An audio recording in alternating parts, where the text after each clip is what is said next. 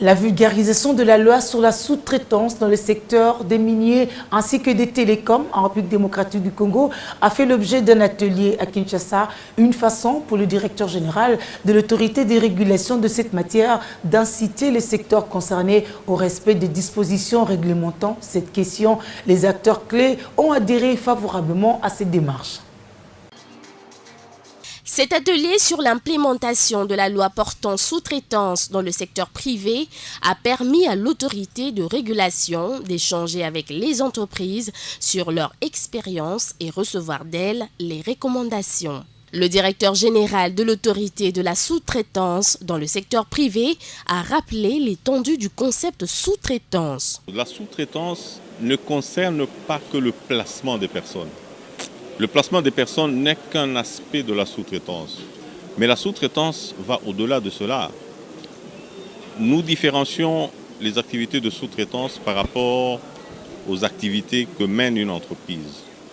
Il y a les grandes entreprises multinationales ou autres qui mènent de grandes activités dites principales. Leur activité principale, c'est celle qui est écrite sur le registre de commerce. C'est générique.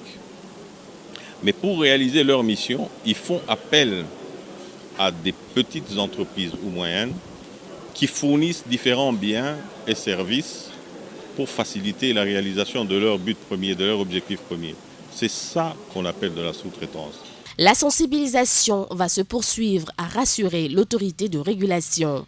Dans les 30 jours à dater d'aujourd'hui, nous allons lancer la campagne d'enregistrement et d'identification des entreprises de sous-traitance et la délivrance des agréments. Seules les sociétés de sous-traitance qui détiendront un agrément seront éligibles à agir, à opérer sur le marché de la sous-traitance. Les travaux se sont déroulés en petits groupes. 4 groupes à savoir exploitation minière, hydrocarbures, infrastructures et télécommunications ont formulé des recommandations à l'ARSP.